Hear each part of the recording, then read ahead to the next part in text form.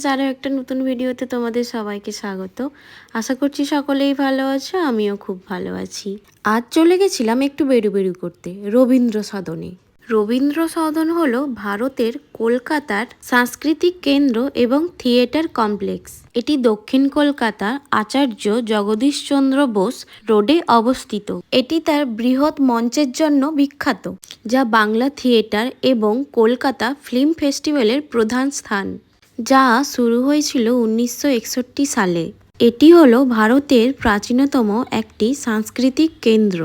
এটি রবীন্দ্রনাথ ঠাকুর, একজন অনুকরণীয় লেখক, কবি, চিত্রশিল্পী এবং নোবেল পুরস্কার বিজয়ীর অবদানে স্মরণে নির্মিত হয়েছিল, যা 1961 সালে 5ই আগস্ট ভারতের তৎকালীন প্রধানমন্ত্রী জওহরলাল নেহেরু রবীন্দ্র সদনের ভিত্তিপ্রস্তর স্থাপন করেন।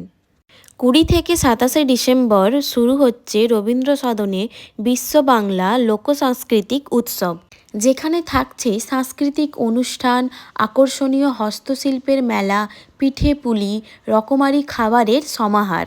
তাই আমি রবীন্দ্র সদনের হয়ে তোমাদের সকলকে আমন্ত্রণ জানাই।